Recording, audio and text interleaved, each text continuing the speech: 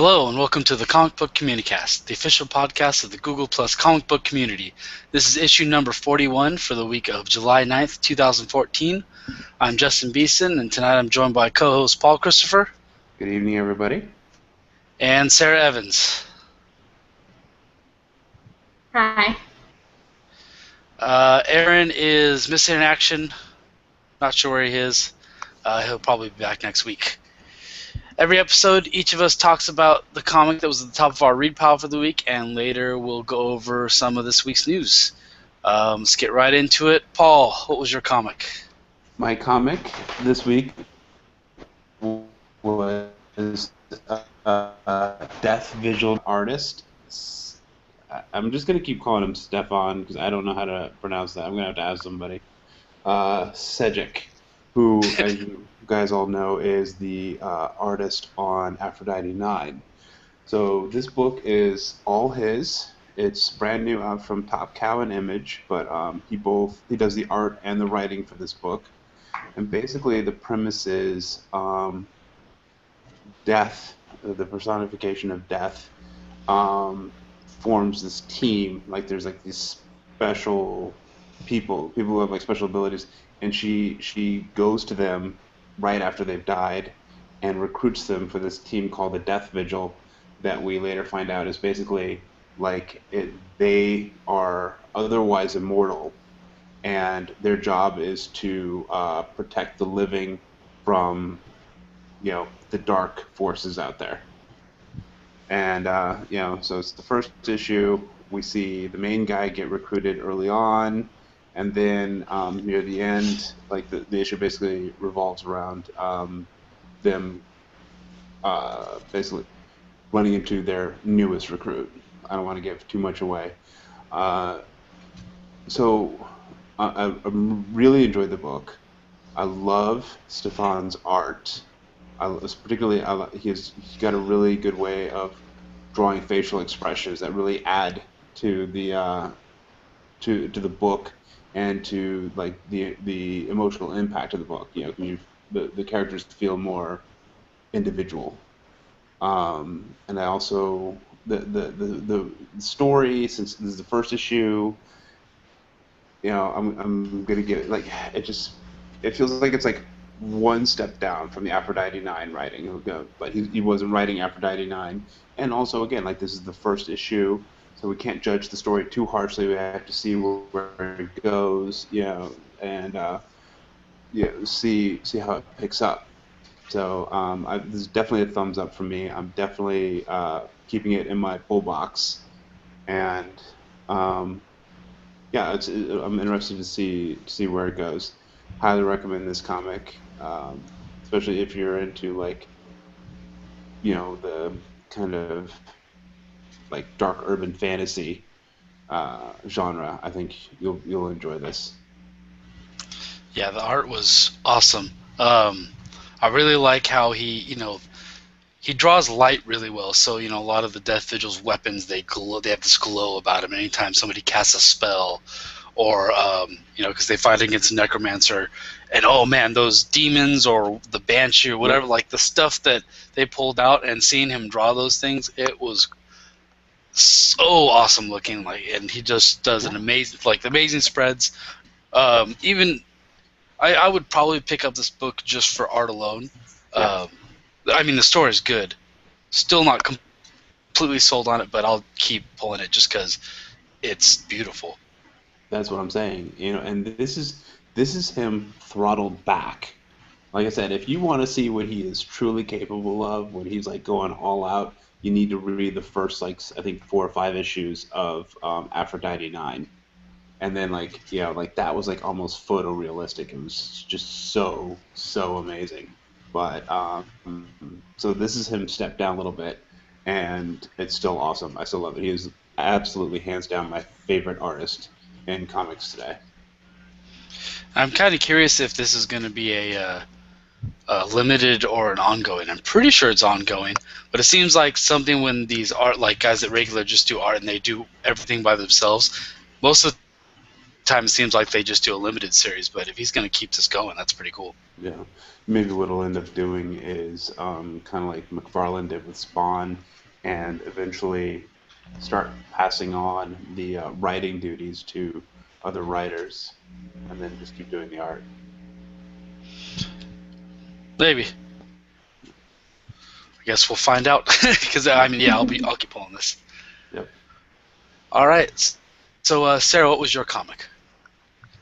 My comic this week was Lumberjanes #4, written by Noelle Stevenson and Grace Ellis, and illustrated by Brooke Allen, who is also slightly Tumblr famous for her Hobbit fan art. And I'm still really liking her art on this series. She has a really distinctive style that's just hipster enough to be really marketable right now, especially in the non-Big Two companies.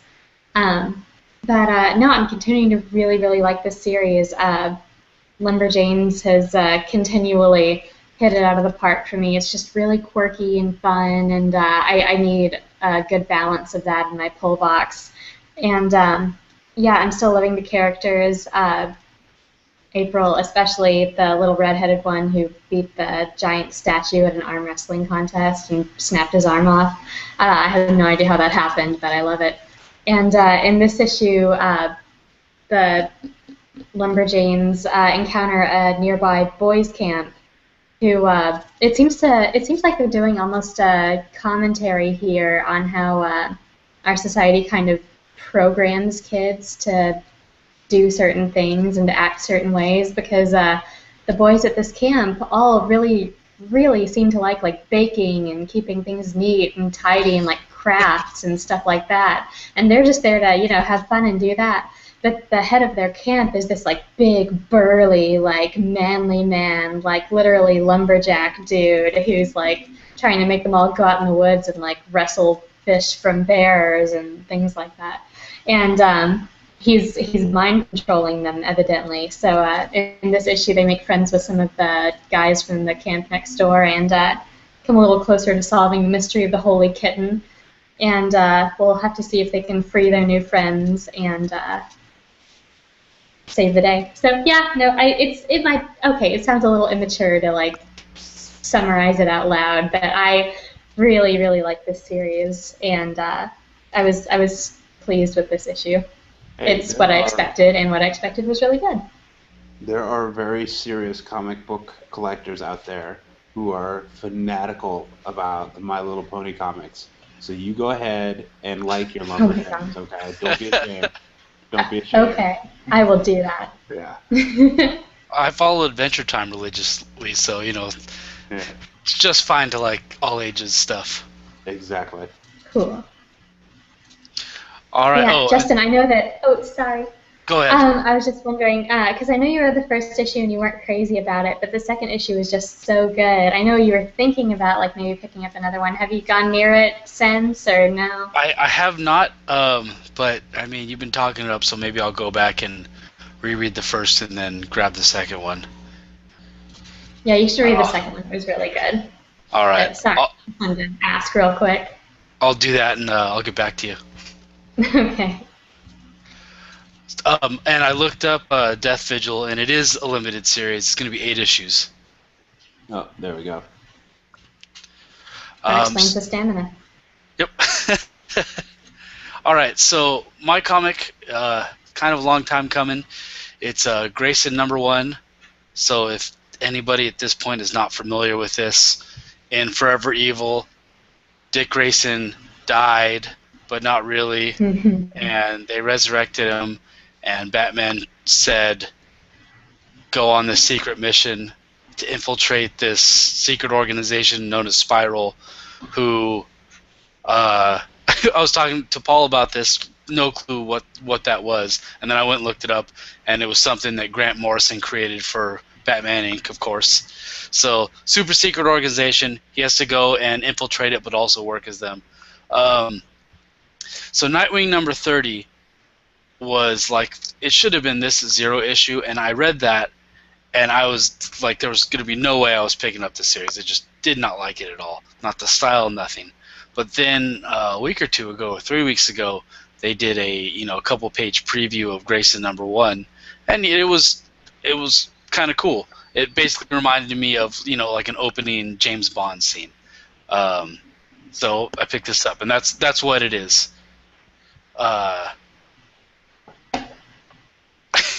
Sorry, I got distracted by Paul's screen on there.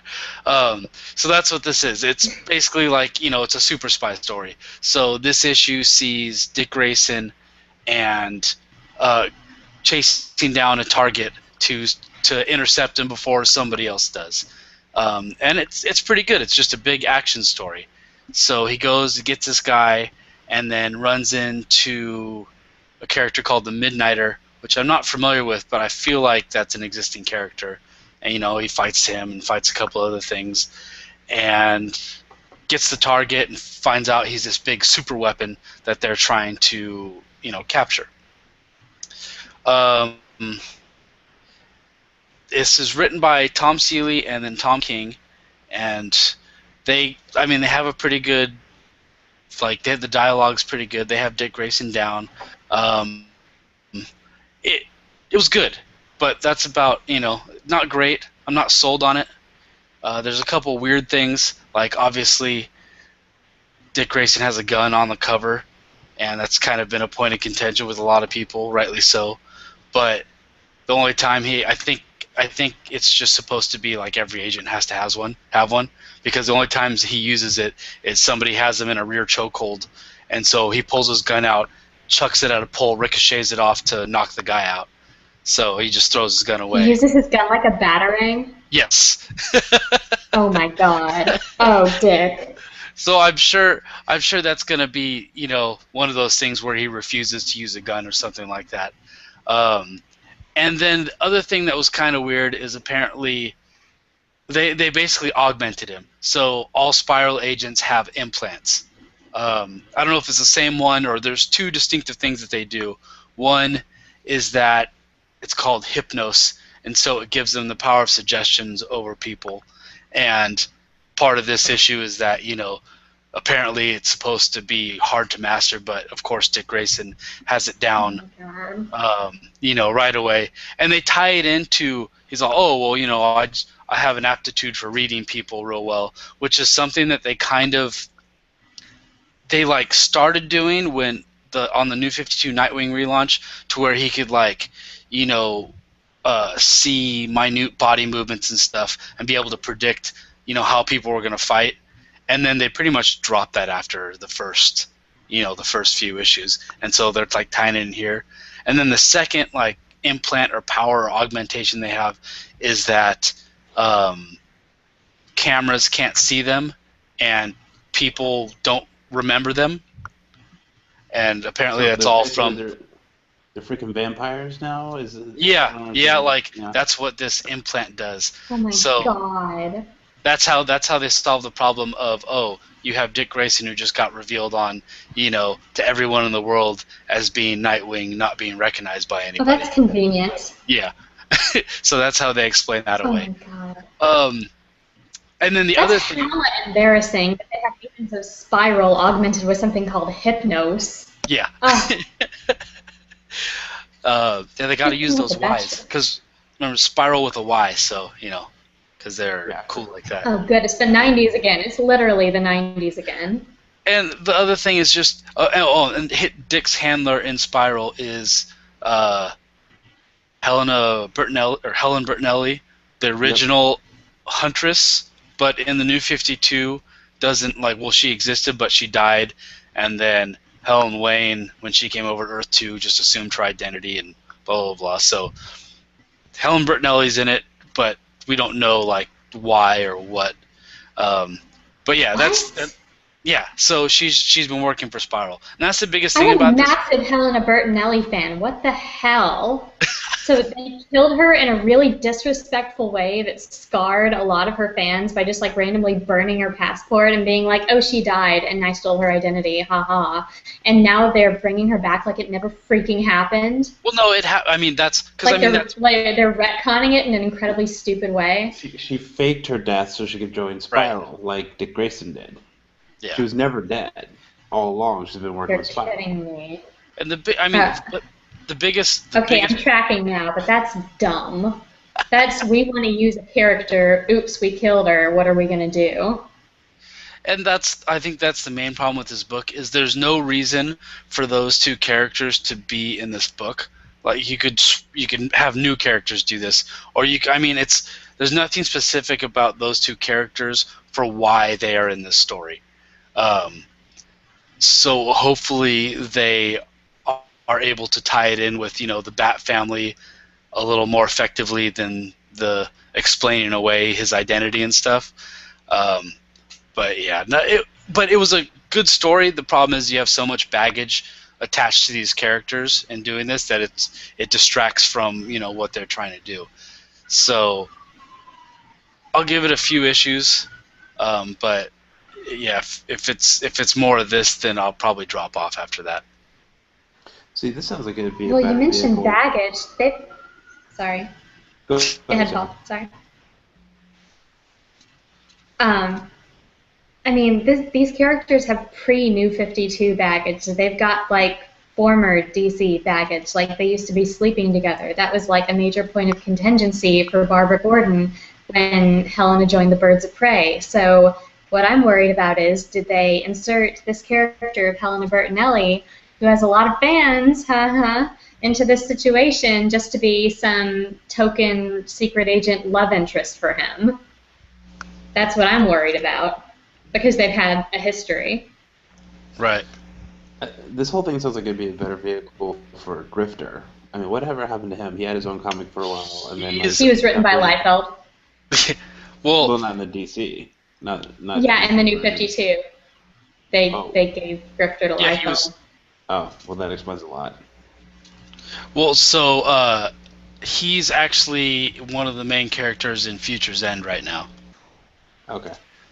But yeah, I agree. Like that's something they could have used some other obscure character, But then there's also there's the counterpoint that lesser characters don't sell as many books. But I didn't think Nightwing was that big of a seller, anyways.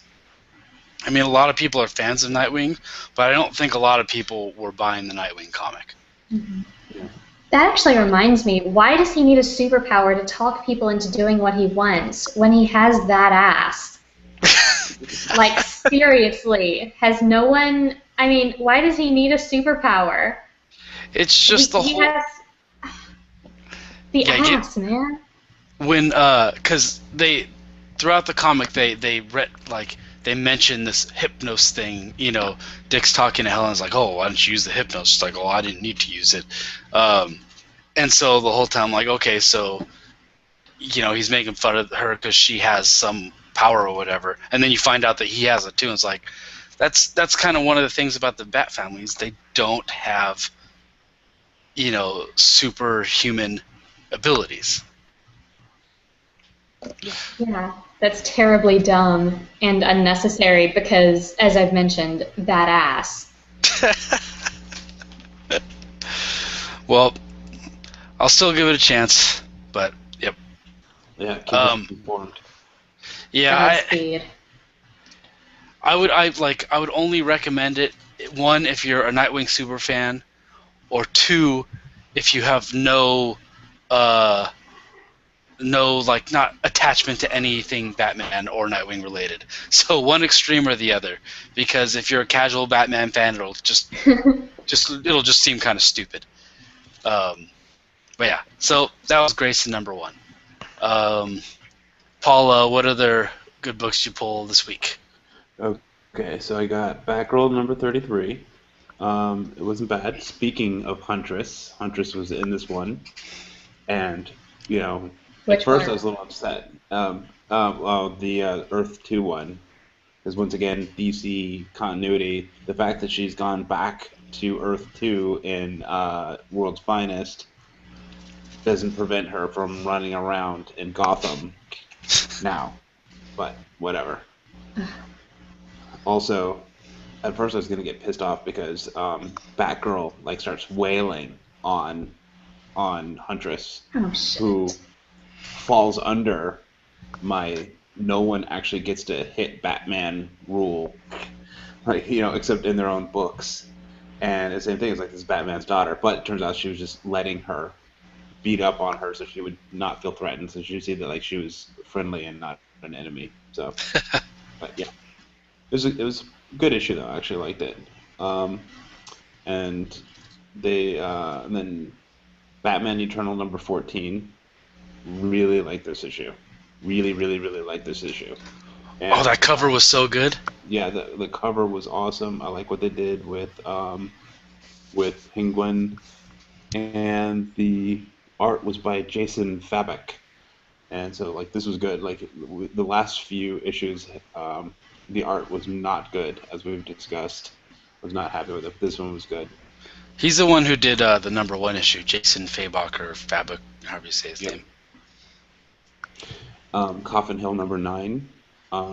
If you like urban, like dark horror comics, you should be picking up this book. I think if you're a fan of Constantine, then you'd like this. She's not like a con man like Constantine is, but she's got the supernatural element, and she's definitely like kind of like not really an anti-hero. She's just a very angry young lady for all the right reasons. It's a really good book though, very very good.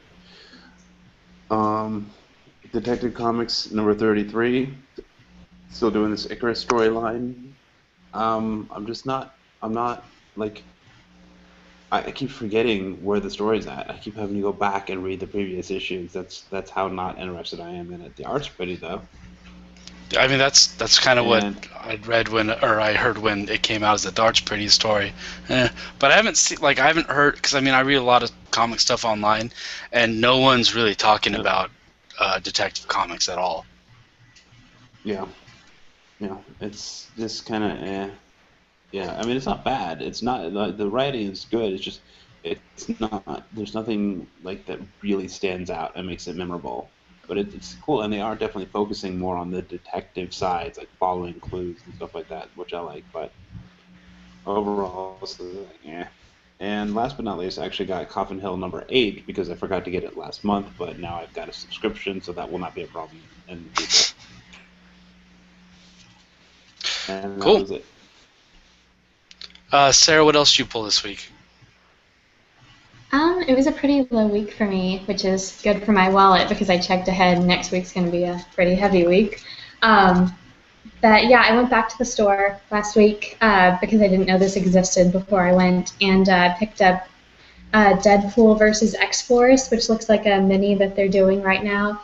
And basically it's a lot of time traveling, which makes it possible for it to be set in the 90s, but everyone is time traveling, so you get Deadpool before he knows who Cable is interacting with Cable, Domino, Warpath, Cannonball, and Boom Boom before their X-Force. And it's just really interesting.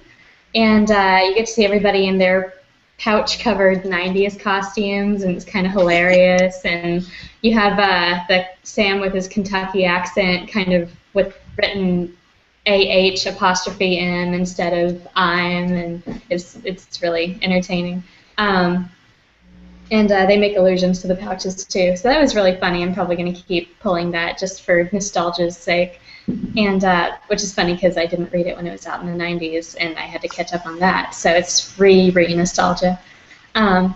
And the only other thing I had besides Lumberjanes was Harley Quinn number 7, which after this one, I am definitely going to start pulling it. This is a series that DC is doing that I love hardcore. It is so good. I'm about to rave about this Harley Quinn series because it is so much fun. It's like nothing I expect DC to be doing at all. It's like almost every way in which they've failed me for 2 years. Get off the table. Go.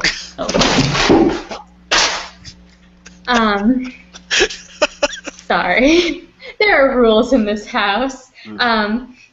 But yeah, no, it's really entertaining. It's got a cover art by Amanda Connor, who's also co-writing the book with Jimmy Palmiotti, and the interior art is really good too. It's been consistently by Chad Harden, and it's really really good, like what I would call cute, but really it's just like stylistically like really nice. Like it's not the house style, but like everyone has kind of like they've got good features, um, expressive faces, and the proportions make sense. And I mean the coloring has been good. It's good art, and I can appreciate that. And it's also, like I mentioned just now with Amanda Conner, one of the few DC Comics out right now that's employing a female creator on the team, and she's killing it. It's really good. She needs to write more things. I met Amanda Conner last year at Baltimore Comic Con, and she was amazing. And now, the next time I get a chance, I'm going to meet her and ask her to sign these Harley Quinn issues. This issue is great. I'm definitely pulling it after this one because it's essentially Harley and Ivy, who, I mean, they have a lot of fans from before the reboot. It's basically them hanging out on the beach and sunbathing and enslaving willing male passersby and then going and having a sleepover and beating up some dudes. And it's so, oh my gosh, the chemistry is through the roof. I'm sorry, I haven't even traditionally liked these characters together, and although a lot of other people seem to. And it's constantly like, I mean, Ivy has her hand on Harley's butt on the front cover, and when they're like doing this sleepover thing, like Ivy's wrapped in a towel after showering, and Harley's like constantly like, oh, Harley and Ivy, and you should kiss me and stuff like that. And I'm like, is this happening right now? What? Huh? Is this a thing? And it's really great. Also, it does civilian side characters really, really well, this comic. There's been some really interesting new characters that they've introduced, just people that Harley works with in her day job, and her landlord as well, who he's a dwarf. He's insanely hot, and he legit killed a guy for using a slur against him in this issue. Like, seriously, one bullet, one body, done. No messing around. It was incredible. And then they all went out shoe shopping. So that's why I'm going to start pulling Harley Quinn, and I recommend that pretty much everybody do the same. So we should expect this to be canceled next month, the month after that? Damn it! You know, I don't know, because it hasn't happened in a while. Last time, it's true. It's true. Maybe it was just last year. It was 2013. I warned everybody numerically. That was a bad luck year, but maybe. No, I'm feeling good about this one. It's really, really good. The cover art is consistently hilarious, and it's a really good series. Like, I have not raved about DC or anything they've been doing for a long time, but the fact that this comic exists gives me hope. Awesome. Great. All right, so I pulled a shitload of books this week, but there's a bunch of debuts. Really looking forward to reading this issue of American Vampire. It's just consistently amazing. Top 5 ongoing comics right now for me. But there are a bunch of number ones that I'm pretty excited to read. There's a new Adventure Time miniseries that focuses on the Banana Guard and Root Beer Guy, if anybody's watching the show. And it's done by one of the guys who actually works on the show. He's either one of the writers or one of the storyboard artists or something. And of course, Death Vigil. There's a new book from Joshua Hill Fialkov called The Life After. It's kind of it's a little weird. It focuses on basically a guy that lives in a controlled environment. So he has the same routine every day. They show glimpses of people controlling the traffic and controlling the weather and stuff. And the premise of this first issue is that he breaks the routine, and then all of a sudden the world starts glitching, and somehow he ends up in the afterlife and meets Ernest Hemingway. And so apparently it's going to be the story of this guy in the afterlife or something. I'm not sure. This first issue kind of reminded me of cross between the Truman Show and then The Matrix. I'm not sure if that'll stick for the rest of it, but I'm gonna give this. I'll give this at least a couple more issues. to see what's going on, because I mean Joshua Fialkov has been pretty good in the past. There's a new Original Sin miniseries called Thor and Loki: The 10th Realm, and this is going to explain why Angela is their long-lost sister. Just kind of curious. And it's being co-written by Jason Aaron and Al Ewing, and more Thor. And I'm really liking Jason Aaron's Thor, so we'll see how that goes.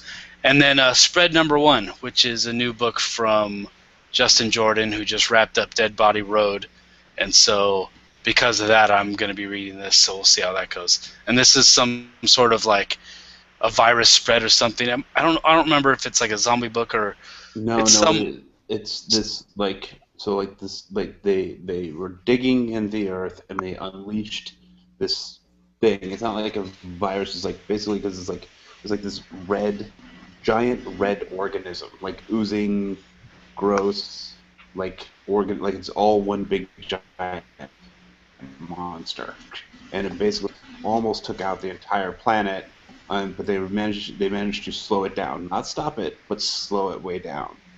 And so this guy finds like a baby girl in the midst of all this, and so like the whole idea is that she might be able to maybe through her they can find a way to like stop this thing or save the world or whatever. And the whole thing happens like 10 years after the initial event or something like that. Yeah. The cover is pretty striking. It's just the dude, and then he's got the baby in the little holder. It's pretty great. So yeah, I'm really looking forward to reading that. Yeah. I pulled a bunch of my other stuff, but those are the ones that I'm most excited to read. So that does it for this week's books. Make sure you hop into the comic book community. Just search #CBC Pollbox. That's where we talk about this week's books, and people say what they're pulling and chime in once they've read them. So check that out. So let's get into this week's news. It's a lot of DC news this week. The first off, we have some new books. We have a new ongoing for Lobo. Not old Lobo, but new Lobo, which I don't think anybody was asking for, but we're getting it anyways. And this is from Colin Bunn, who seems to be the new go-to guy for anti-hero books. Cullen, C-U-L-L-E-N. Cullen. I don't know. Cullen. Cullen. As in Twilight. Anyways, he's already writing Magneto and Sinestro, so we get to add another anti-hero to that, and that's Lobo. Any interest in this? See, I don't have the same hate for this new Lobo that everybody else does. Nope, but at the same not one time, bit. we're not seeing enough of him for me to really, get excited about him having a solo book. I really don't. Well, he was in Supergirl, right? Yeah, he was in Supergirl, and he's bounced around in a couple other places we've seen him. But it's like I think that it's too soon for a solo book.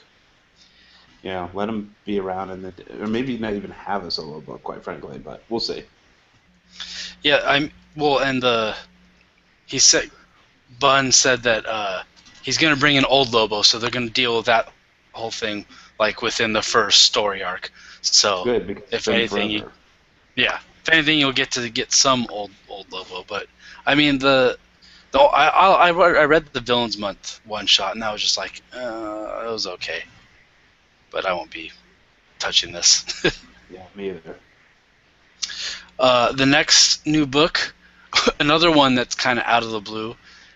Klarion, I think it's called Witch Boy is the subtitle of it, but it's it's the little sorcerer kid from the DC universe. He's been in Justice League Dark and all those, and that's going to be written by Ann Nocenti, another person who I don't think anybody was asking to have another book.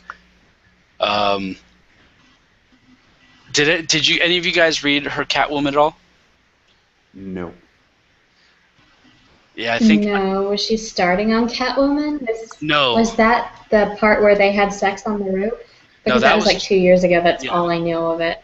That was Judd Winnick. And after that whole debacle, then Nocenti took over. and it didn't get any better, but still it kept going. I don't know how. But I mean, Okay. honestly, if it were any other writer, I would probably be incredibly interested in this book because I love the dark side of DC. But after Vendetti left, or after Demon Knights got canceled, and then Lemire left Justice League Dark, just the writing has been horrendous. There's been nothing good Hmm. on that side of there, and so I won't be picked. I mean, unless it gets just rave reviews, but somehow I doubt that. Who's allegedly on art for the Klarion book? I don't think they announced it. Is it I'm kind of Dustin Nguyen? Because, I mean, that's one of the younger characters that hangs around Gotham that he kind of champions. So I was just curious. Trevor McCarthy, who Okay. I I don't know why recognize they the wouldn't have name. Dustin Nguyen on that. He doesn't seem like. I mean, he seems pretty picky about what he does. Um, Yeah. He's done a lot of Klarion, though. Like when he was drawing the Steph book, her Batgirl book before the reboot. They had a crossover there, and he's put him in the Will Gotham series a lot, and he just seems to be rocking Klarion, so I'm surprised. I mean, yeah, I would like to. I would like to see Dustin Nguyen on an ongoing book because his art's incredible. I guess we'll just have to settle for occasional Batman Eternal issues right now. Mm. So also with Nocenti and Nocenti going over to Klarion, she's leaving Catwoman. All right, and so they're basically relaunching Catwoman, and this is going to be Mob Boss Catwoman, the Catwoman that we saw in the preview for Batman Eternal, which sounds awesome. And this is actually, Sarah, you brought up that DC doesn't hire womb creators, but this is going to be by a novelist. Her name's Genevieve Valentine, who I'm not familiar with at all, but she's going to be writing the new Hmm. Catwoman. Is she a So novelist of paperback romances? Because that sounds like a floofy nom de plume. some No, like she's I a no regular contributor to right. io9.com, which is a very popular sci-fi oriented website. Sci-fi and Okay. feminist oriented website. Okay. Sorry. Yeah. So I'm trying to look up her Wikipedia page right now, but I'm not. Oh. Mechanique, A Tale of the Circus Tresolti was her first novel. That's all it's on Wikipedia, though. Anyways, Okay. uh, Well, that it's nice sounds to see they're promising. hiring someone who actually evidently knows what she's doing as a writer.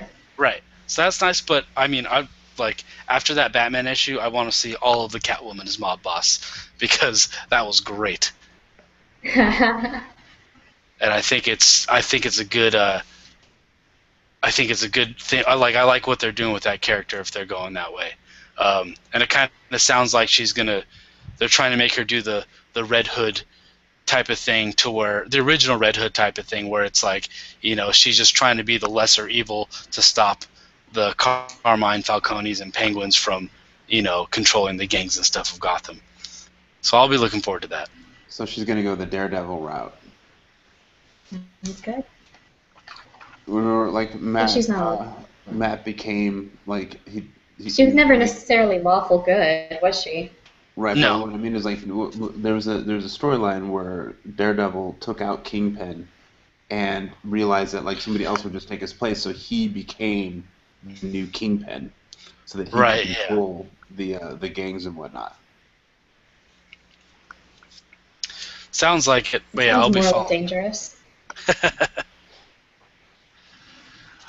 So moving over to the TV side, we got a bunch of new. Actually, well, kind of both. So the next thing in the comics is we found out that Jeff Lemire is going to be leaving Green Arrow. Now, this is like Wonder Woman. This is one of those DC books that was kind of separated from the rest of the universe and has been critically acclaimed and doing its own thing, and everybody loves. And now they're leaving. So people are bummed about that. But what they're doing is they're bringing over a couple of the Arrow TV show writers, and they're going to take over the main Green Arrow book. Now, I know I've asked this before, but have either of you watching Arrow? Nope. No, but I feel like I should because it's just getting acclaimed all over the place. I just have a hard time with the CW. It almost lured me there with the promise of torsos, but I can get that several places. Oh yeah, I mean, what's Stephen Amell is topless at least one scene per episode, and usually it's like Like I said, it's tempting.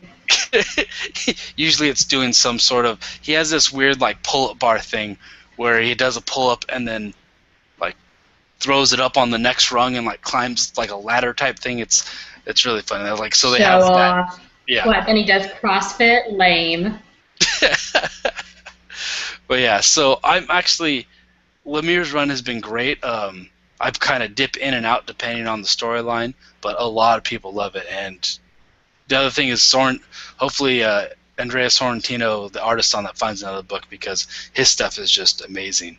I started following him on iVampire, which was great, and then he went over to Green Arrow, and that's the best. It's some of the best art in DC right now. So hopefully he finds something else good.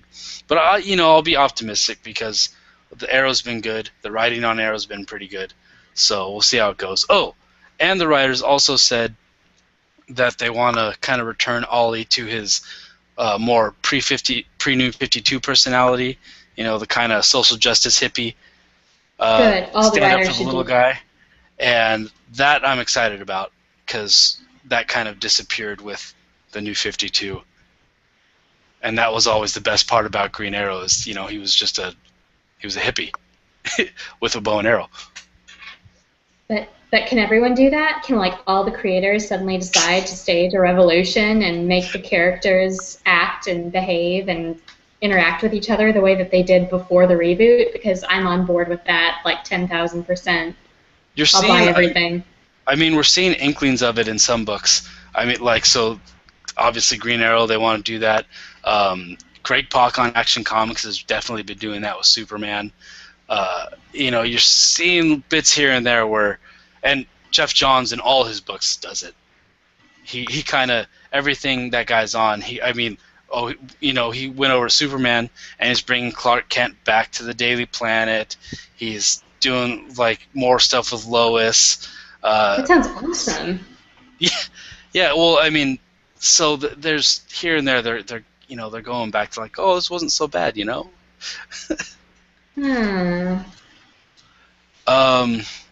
So yeah, like I said, cautiously optimistic. They were also talking about that there's a thread going on in the community from one of Joseph Sokolowski's Just for Fun topics of the day. So they were talking about that today. So if you want to join in that, a few people were talking about it. Next thing, more TV show casting. We get Brandon Routh, who unfortunately was Clark Kent in the horrible Superman Returns, but he's going to be joining Arrow as Ray Palmer or the Atom.